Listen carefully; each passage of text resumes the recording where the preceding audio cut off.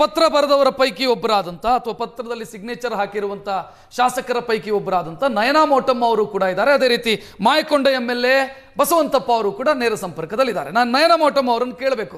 ನಯನಾ ಮೋಟಮ್ಮ ಅವರು, ಈಗ cabinet reshuffle ಆಗತ್ತೆ ಅನ್ನುವಂಥ ಸೂಚನೆ ಸಿಕ್ಕಾಗ ಹೈಕಮಾಂಡ್ ಅಲ್ಲಿ ನೀವು ಮನವಿ ಮಾಡೋದು ಸರಿ, ಅಂಥದ್ದೇನಾದರೂ ಸೂಚನೆ ಸಿಕ್ಕಿದೆಯಾ? ರೀಶಫಲ್ ಆಗತ್ತೆ, ಆಗಬಹುದು ಅನ್ನುವಂಥ ಮುನ್ಸೂಚನೆ ಏನಾದರೂ ಸಿಕ್ಕಿದೆಯಾ?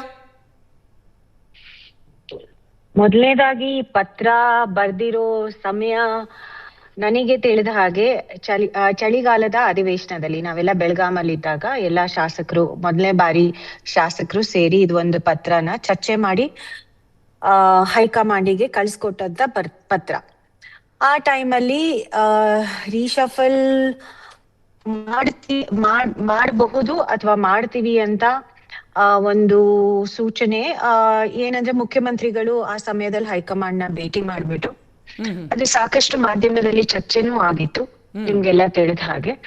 ಸೊ ಆ ಸಮಯದಲ್ಲಿ ಒಂದು ಪ್ರಸ್ತಾಪನ ಎಲ್ಲ ಮೊದಲನೇ ಬಾರಿ ಆದ ಶಾಸಕರ ಮುಂದೆ ಇಟ್ಟಾಗ ಚರ್ಚೆ ಮಾಡಿದಾಗ ಎಲ್ಲರ ಒಂದು ಅಭಿಪ್ರಾಯ ಏನಿತ್ತು ಅಂದ್ರೆ, ಹೌದು ಮೊದಲನೇ ಬಾರಿ ಶಾಸಕರಿಗೂ ಪುನರಚನೆ ಆದ್ರೆ ಅದ್ರಲ್ಲಿ ಒಂದು ಅವಕಾಶ ಕೊಡಬೇಕು ಅಂತ. ಅದಕ್ಕೆ ಅದರಲ್ಲಿ 31 ಜನ ಅದಕ್ಕೆ ಸಿಗ್ನೇಚರ್ ಮಾಡಿದ್ದಾರೆ.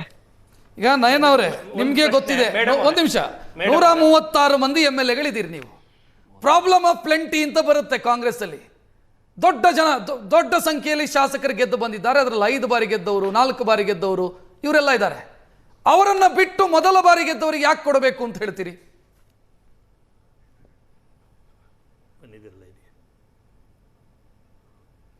ಎಸ್, ಅವರ ಸಂಪರ್ಕ ಸಾಧ್ಯ ಆಗ್ತಾ ಇಲ್ಲ. ನಾನು ಬಸವಂತಪ್ಪ ಅವರಿಗೆ ಅದೇ ಕ್ವಶನ್ ಅನ್ನು ಮೂವ್ ಮಾಡ್ತೀನಿ. ಬಸವಂತಪ್ಪ ಅವರೇ, 4 ಬಾರಿ ಗೆದ್ದವರು, 5 ಬಾರಿ ಗೆದ್ದವರು ನಿಮ್ಮ ಪಾರ್ಟಿಯಲ್ಲಿ ಇದ್ದಾರೆ, ಸೀನಿಯರ್ ಮೋಸ್ಟ್ MLAಗಳು. ಅವರನ್ನ ಬಿಟ್ಟು ಮೊದಲ ಬಾರಿ ಗೆದ್ದವರಿಗೆ ಕೊಡಬೇಕು ಅಂತ ಆದ್ರೆ ಯಾಕೆ ಕೊಡಬೇಕು? ಎಲ್ಲರಿಗೂ ಕೊಡಬಾರ್ದು ಅಂತೇನಿಲ್ಲ, ಎಲ್ಲರಿಗೂ ಕೊಡ್ಬೋದು. ಆದರೆ ಮೊದಲನೇ ಸರಿ ಗೆದ್ದಂಥವ್ರಿಗೆ ಸಹ ಒಂದು ಅನುಭವದ ಒಂದು ಇದಾಗತ್ತೆ. ಅವ್ರೇನು ನಾವು ಕೊಡಬೇಕು ಅಂತನೇನು ಕೇಳ್ತಾ ಇಲ್ಲ, ಕೊಡೋದು ಬಿಡೋದು ಹೈಕಮಾಂಡ್ ಬಿಟ್ಟು ವಿಚಾರ.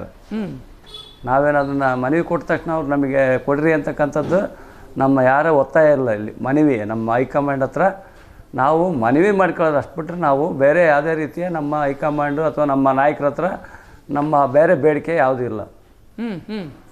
ಮನವಿ ಏನಾದರೂ ಒಳ್ಳೇದಾದ್ರೂ ಆಗ್ಬೋದು. ಮತ್ತೆ ಯುವಕರನ್ನ ಸಂಘಟನೆ ಮಾಡ್ಲಿಕ್ಕೆ ಅನುಕೂಲ ಆಗುತ್ತೆ. ಈಗ ಬಸವಂತಪ್ಪ ನಮ್ಮಲ್ಲಿ ಹಿರಿಯರು ಬಹಳ ಜನ ಅನುಭವಿಗಳ ನಾಯಕರು ಇದೆ. ಈ ಇಡೀ ಟೀಮಿಗೆ ಒಬ್ರು ನಾಯಕತ್ವ ವಹಿಸಿದ್ದಾರಾ ಅಥವಾ ಎಲ್ಲರೂ ಸೇರ್ಕೊಂಡು ಇದನ್ನು ಮಾಡಿದೀರಾ ಅಂತ ಒಂದು ಕನ್ಫ್ಯೂಷನ್. ಒಬ್ರು ಯಾರಾದ್ರೂ ನಾಯಕತ್ವ ವಹಿಸಿಕೊಂಡು ಮಾಡೋಣ ಅಂತ ಯೋಚನೆ ಮಾಡಿದ್ದ ಅಥವಾ ಎಲ್ಲರೂ ಒಟ್ಟಿಗೆ ಸೇರಿದ್ದ ಅಂತ? ಸ್ವಾಭಾವಿಕ ಎಲ್ಲರೂ ಒಟ್ಟಿಗೆ ಸೇರ್ಕೊಂಡು ಮಾತಾಡಿ ಇಲ್ಲ, ಒಂದು ಮಾತು ನಮ್ಮ ಹೈಕಮಾಂಡ್ಗೆ ಒಂದು ಗಮನಕ್ಕೆ ಕೊರೋಣ ಅಂತಕ್ಕಂಥ ಭಾವನೆ ಇಟ್ಕೊಂಡು ಹೇಳಿರೋದು. ಬಿಟ್ಟರೆ ನಾವು ಹೈಕಮಾಂಡಿಗೆ ಕೊಡಲೇಬೇಕು ಅಂತಕ್ಕಂಥದ್ದು ನಮ್ಮಲ್ಲಿ ಯಾರು ಸಹ ಯಾವ ಮುಖಂಡರು ಯಾವ ಶಾಸಕರು ಒತ್ತಾಯ ಹಾಕಿಲ್ಲ. ಅಲ್ಲ, ಇಲ್ಲಿ ಬಿಜೆಪಿ ವಕ್ತಾರರು ಹೇಳ್ತಾ ಇದ್ರು, ಬಿಜೆಪಿ ವಕ್ತಾರರು ಹೇಳ್ತಾ ಇದ್ರು ಈಗಿನ ಮಿನಿಸ್ಟರ್ಗಳೆಲ್ಲ ಅನ್ಫಿಟ್ಟು, ಆ ಕಾರಣಕ್ಕಾಗಿ ಹೊಸಬರು ಅವಕಾಶ ಕೇಳ್ತಾ ಇರೋದಿಲ್ಲ ಅಂತ. 2.5 ವರ್ಷದಲ್ಲಿ ಅವ್ರು ಏನೂ ಮಾಡಿಲ್ಲ, ಅದಕ್ಕೆ ನಮಗೆ ಕೊಡಿ ಅಂತ ಕೇಳ್ತಿದ್ದಾರೆ ಅಂತ. ಹೌದಾ ಅದು? ಹಂಗಾರೆ ಗುಜರಾತ್ ಅಲ್ಲ ಸರ್, ಈ ಬಿಜೆಪಿ ಕೇಳ್ತದೆ. ಗುಜರಾತ್ನಲ್ಲಿ ಇರ್ತಕ್ಕಂಥ ಎಲ್ಲ ಅನುಭವಿ ರಾಜಕಾರಣಿಗಳೆಲ್ಲ ಕಿತ್ತಾಕಿದ್ರು ಮಿನಿಸ್ಟರ್ನ, ಅಲ್ಲಿ ಹೊಸಬರಿಗೆ ಕೊಟ್ಟರು. ಅವಾಗ ಅಲ್ಲೇನು ಮತ್ತೆ ಬಿಜೆಪಿಯಲ್ಲಿ ಅವರೆಲ್ಲ ಅಸಹಾಯಕರಿದ್ರ? ಇಲ್ಲಿ ಒಳ್ಳೆ ಪಾಯಿಂಟ್ ಪ್ರಶ್ನೆ ಕೇಳಬೇಕು ಅಂತಿದ್ದೆ ಶಾಸಕರು. ಇಲ್ಲಿ ಪ್ರಶ್ನೆ ಇರ್ತಕ್ಕಂಥದ್ದು ಏನಂತಂತ ಗುಜರಾತಲ್ಲಿ ಹೇಳ್ತೀನಿ, 35 ವರ್ಷದ ವ್ಯಕ್ತಿಯನ್ನ ನಾವು ರಾಜ್ಯದ ಉಪಮುಖ್ಯಮಂತ್ರಿ ಮಾಡಿದ್ದೀವಿ. ಈ ಹೊಸಬ್ರಿಗೆ 3 ರಾಜ್ಯಗಳಲ್ಲಿ ಮುಖ್ಯಮಂತ್ರಿ ಮಾಡಿದ್ದೀವಿ. ನಮ್ಮ ಪಕ್ಷದ ಸಿದ್ಧಾಂತ ಏನಂತಂದ್ರೆ ಅಭಿವೃದ್ಧಿ. ಯಾರು ಕೆಲಸ ಮಾಡೋ ಅಂತ ಒಂದು ಬಹಳ ತಾತ್ಪರ್ಯತೆ ಇರುತ್ತೆ, ಅರ್ಜಿದೆ ರಾಜ್ಯವನ್ನ ಮೇಲಕ್ಕೆ ತರಬೇಕು ಅಂತ. ತಮ್ಮ ಲೆಟ್ರ್ ಚೆನ್ನಾಗಿದೆ. ತಾವು ಏನು ಹೇಳ್ತಾ ಇದ್ದೀರಾ ಅಂತಂದ್ರೆ, ನಾನು ಕೇಳಕ್ ಹೊರಟಂಥದ್ದು ನಿಮ್ಮಲ್ಲಿ 31 ಜನ ನೀವು ಕ್ರಿಯಾಶೀಲರಿದ್ದೀರಿ. ಈಗ ಪ್ರಸ್ತುತ ಇರ್ತಕ್ಕಂಥವ್ರು ಅವರು ಕರ್ನಾಟಕ ರಾಜ್ಯದ ಒಳಗಡೆ ನಿರೀಕ್ಷೆ ಮಟ್ಟಕ್ಕೆ ಕೆಲಸ ಮಾಡಿಲ್ಲ ಅನ್ನೋಂಥದ್ದು. ಬಸವಂತಪ್ಪ ಅವರೇ, ಕೆಲಸ ಮಾಡಿಲ್ಲ ಅನ್ನೋ ಕಾರಣಕ್ಕಾಗಿ ನೀವು ಅವಕಾಶ ಕೇಳ್ತಾ ಇದ್ದೀರಿ. ಇಂಥವ್ರದ್ದು ವರ್ಷನ್ ಇರೋದು, ಅವ್ರದ್ದು ಆಯಾಮ ಅದು. ಅಣ್ಣ, ಇಡೀ ರಾಜ್ಯಾದ್ಯಂತ ನಮ್ಮಲ್ಲಿರ್ತಕ್ಕಂಥ ಸಂಪುಟದಲ್ಲಿರ್ತಕ್ಕಂಥ ಎಲ್ಲ ಸಚಿವರು ಸಮರ್ಪಕವಾಗಿ ಕೆಲಸವನ್ನು ನಿರ್ವಹಣೆ ಮಾಡಿ ಇಡೀ ರಾಜ್ಯದ ಎಲ್ಲ ಹೃದಯವನ್ನು ಗೆದ್ದಿರ್ತಕ್ಕಂಥ ಸಚಿವರು ಇರೋದು ನಾಗೇಂದ್ರ ಅವರು. ಯಾಕಂದ್ರೆ ವಾಲ್ಮೀಕಿ ನಿಗಮದ ಹಣ ಹೊಡೆದಂತ ನಾಗೇಂದ್ರ ಅವರು ಎಲ್ಲೋ ಹೋದ್ರೆ ಎಲ್ಲಿ ಮಾಡೋಣ ನಾವು, ಅವರು ಸಮರ್ಥರಿದ್ರು, ಯಾವುದೋ ಒಂದು ಸರ್ ಅಧಿಕಾರಿಗಳು ಅವೆಲ್ಲ ನೋಡ್ರಿ ಆರೋಪ ಪ್ರತಿ ಆರೋಪ ಇದ್ದದ್ದು ಅವಲ್ಲ. ಅಲ್ಲ, ನಿಮಗೆ ಏನಾದ್ರೂ ಭರವಸೆ ಸಿಕ್ಕಿದ್ಯಾ ಬಸವಂತಪ್ಪ ಅವರೇ? ನಿಮ್ಮ ಟೀಮಿಗೆ ಕನ್ಸಿಡರ್ ಮಾಡ್ತೀವಿ 5 ಜನರಿಗೆ ಅವಕಾಶ. ಆ ರೀತಿ ಭರವಸೆ ಇಲ್ಲ. ನಮ್ಮ ಎಲ್ಲ ಶಾಸಕರು ಸೇರ್ಕೊಂಡು ಒಂದು ಮನವಿ ಕೊಟ್ಟಿದ್ದೇವೆ. ಅದು ನಮ್ಮ ಹೈಕಮಾಂಡ್ ಏನು ತೀರ್ಮಾನ ಅಂತ ಅದಕ್ಕೆಲ್ಲ ನಾವು ಬದ್ಧವಾಗಿರ್ತೀವಿ. ಬಸವಂತಪ್ಪ ಅವರೇ, ಒಂದು ಕನ್ಫ್ಯೂಷನ್ ಇದೆ ಇಲ್ಲಿ. ಶಾಸಕರಿಗೆ ಬದಲಾವಣೆಯ ಮುನ್ಸೂಚನೆ ಸಿಕ್ಕಿದೆ, ಮುಖ್ಯಮಂತ್ರಿ ಬದಲಾಗ್ತಾರೆ ಅನ್ನುವಂಥ ಮುನ್ಸೂಚನೆ ಸಿಕ್ಕಿದೆ, ಅದಕ್ಕಾಗಿ ಈ ಪ್ರಪೋಸಲ್ ಇಟ್ಟಿರೋದು ಅಂತ, ಹೌದಾ? ಇಲ್ಲ ಆ ಥರದ್ದು ಏನು ಬದಲಾವಣೆ ಅನ್ನೋದು ಮುನ್ಸೂಚನೆ ಯಾರಿಗೂ ಗೊತ್ತೂ ಇಲ್ಲ.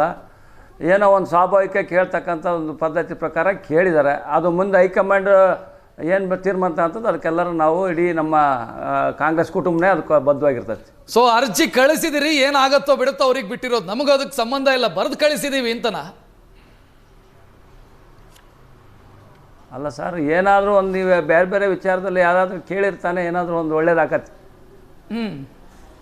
ಯಾವ್ದು ಹಂಗೆ ಒಂದು ಮಗು ಹತ್ರ ಹಾಲು ಕುಡಿಸೋದು, ಹಂಗಾಗಿ ಏನೋ ಒಂದು ಕೇಳ್ತಾರೆ ನಮ್ಮ ಶಾಸಕರುಗಳು. ಅದನ್ನು ನಮ್ಮ ಅಲ್ಲಿ ಅರ್ಥ ಆಯ್ತು ಬಸವಂತಪ್ಪ ಅವರೇ, ಜೊತೆಗೆ ಮಾತನಾಡಿದ್ದಕ್ಕೆ ಥ್ಯಾಂಕ್ ಯು. ನಟರಾಜ್ ಗೌಡ್ರೆ, ಇಲ್ಲಿ ಮಹೇಶ್ ಅವರ ಪ್ರಶ್ನೆ ಇದ್ದಿದ್ದೆ ಅದು. ಸೊ ಇಲ್ಲಿ 2.5 ವರ್ಷ ಆದ್ರೂ ಕೂಡ ಅವಕಾಶ ಸಿಗ್ಲಿಲ್ಲ ಅನ್ನುವಂತ ಅಸಹನೆ ಇನ್ನೂ ಕಾಣಿಸುತ್ತೆ ಇಲ್ಲ. ಅವ್ರು ಹೇಳಿದ್ದು ಪ್ರಯತ್ನ ಮಾಡಿದಲ್ಲಿ ಏನು ಫಲ ಸಿಗಲ್ಲ, ನಾವು ಪ್ರಯತ್ನ ಮಾಡೋಣ, ಕೊಡ್ಲೇಬೇಕು ಅಂತ ಒತ್ತಾಯ ಇಲ್ಲ, ನಾ ಇವ್ರಿಗೆ ಕೊಡಬೇಕು ಅಂತ ಒತ್ತಾಯ ಇಲ್ಲ, ಒಂದು ಮನವಿ ಅಂತೂ ಮಾಡಿದ್ದೀವಿ. ಹಂಗಾಗಿ ಫಸ್ಟ್ ಟೈಮ್ MLA ಗಳು ಜಾಸ್ತಿ ಇರೋದ್ರಿಂದ ಮನವಿಯನ್ನು ಮಾಡಿದ್ದೀವಿ. ರೀಶಫಲ್ ಟೈಮಲ್ಲಿ ಅವಕಾಶ ಕೊಟ್ಟರೆ ಕೊಡಲಿ, ಇಲ್ಲಾಂದ್ರೆ ಕೆಲಸ ಮಾಡೋದು ಮಾಡ್ತಾರೆ, ಒಳ್ಳೆ ಕೆಲಸವನ್ನು ಮಾಡ್ತಾರೆ, ಉತ್ಸಾಹಿ ಪ್ರಥಮ ಬಾರಿ ಶಾಸಕರಿದ್ದಾರೆ. ಹಾಗಾಗಿ ಅವರ ಕಾಂಟ್ರಿಬ್ಯೂಷನ್ ಕೂಡ ಪಕ್ಷ ಗಮನಿಸಿದೆ, ಅವರ ಕ್ಷೇತ್ರದಲ್ಲಿ ಎಷ್ಟು ಜನ ಒಳ್ಳೆ ಕೆಲಸ ಮಾಡಿದ್ದಾರೆ ಅಂತ. ಇಡೀ ರಾಜ್ಯದಲ್ಲಿ ಕೆಲಸ ಮಾಡಬೇಕು ಅನ್ನೋ ಆಸಕ್ತಿ ಅವ್ರಿಗಿದೆ, ಅದು ಬಿಟ್ಟರೆ ಬೇರೆ ಏನಿಲ್ಲ. ಆದರೆ ಇವತ್ತು ಸರ್ಕಾರ ಯಾವಾಗ ನಾವು ರೀಶಫಲ್ ಮಾಡಬೇಕು, ಯಾವ ಮಂತ್ರಿಗಳಿಗೆ ಹೊಸಬ್ರಿಗೆ ಅವಕಾಶ ಕೊಡಬೇಕು ಅನ್ನೋದನ್ನ ಮಾನ್ಯ ಮುಖ್ಯಮಂತ್ರಿಗಳು ತೀರ್ಮಾನ ಮಾಡಿ, ಮುಖ್ಯಮಂತ್ರಿಗಳು ಅಂತ ಹೇಳಬೇಡಿ, ಹೈಕಮಾಂಡ್ ತೀರ್ಮಾನ ಮಾಡುತ್ತೆ. ಮುಖ್ಯಮಂತ್ರಿ ಕೈಯಲ್ಲಿದ್ರೆ ಯಾವತ್ತೋ ಮಾಡೋರು, ಹೈಕಮಾಂಡ್ ಸಮಾಲೋಚನೆ ಮಾಡ್ತಾರೆ, ಅದನ್ನ ಒಪ್ಕೋತೀನಿ. KPCC ಅಧ್ಯಕ್ಷರ ಜೊತೆ ಸಮಾಲೋಚನೆ ಮಾಡ್ತಾರೆ. ಅದ್ ಬಿಟ್ರೆ ನಮ್ಮಲ್ಲಿ ಸಾಮೂಹಿಕವಾಗಿ ಇರ್ತಕ್ಕಂಥ ಸರ್ಕಾರ, ಮುಖ್ಯಮಂತ್ರಿಗಳಿಗೆ ಕ್ಯಾಬಿನೆಟ್ ರೀಶಫಲ್ ಆಗಬೇಕು ಅಂತಿದೆ. ಹೌದು, DK ಶಿವಕುಮಾರ್ ಅವರಿಗೆ ಆಗೋದು ಬೇಡ ಅಂತ ಇದೆ, ಆಗೋದಿದ್ರೆ ಹೊಸ ಕ್ಯಾಬಿನೆಟ್ ಆಗಲಿ, ಹೊಸ ಕ್ಯಾಬಿನೆಟ್ ಆಗಲಿ ಅಂತಿದೆ. ಒಂದ್ ನಿಮಿಷ, ನೀವು ಹೇಳ್ತಿರೋದು ಬಹುಶಃ ನೀವು ಹೇಳ್ತಿರೋದ್ರಲ್ಲಿ ನನ್ನೊಂದು ಸಣ್ಣ ಪಾಯಿಂಟ್ ಆಫ್ ಆರ್ಡರ್. ಇವ್ರ ಹೈಕಮಾಂಡ್ ಇಷ್ಟು ಸ್ಟ್ರಾಂಗ್ ಇದ್ರೆ ಈ ತರದೆಲ್ಲ ಆಗ್ತಿರ್ಲಿಲ್ಲ. ಕಾಂಗ್ರೆಸ್ಸಿನ ಹೈಕಮಾಂಡ್ ಅಂತ ಈಗ ಹೇಗದೆ ಎಷ್ಟು ಒಂದ್ ನಿಮಿಷ ಹೇಗೆ ದುರ್ಬಲ ಇದೆ ಅನ್ನೋದಕ್ಕೆ ನಿಮಗೆ ಒಂದ್ ವಿಷಯ, ಜಾತಿ ಗಣತಿ ಒಂದ್ ನಿಮಿಷ ರೀ, ಜಾತಿ ಗಣತಿ ಒಳಗೆ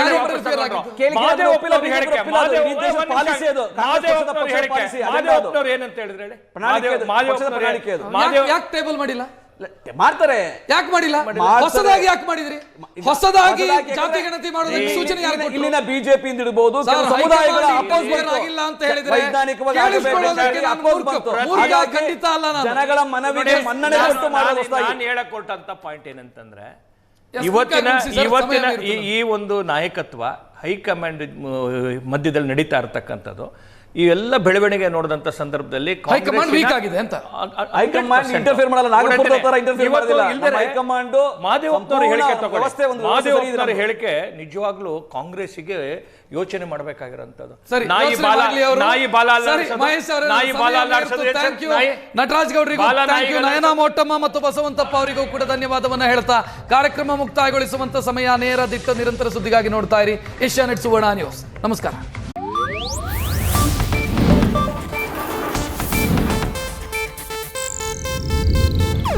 ಇದು ಏಷ್ಯಾನೆಟ್ ನ್ಯೂಸ್ ನೆಟ್ವರ್ಕ್ ಪ್ರಸ್ತುತಿ.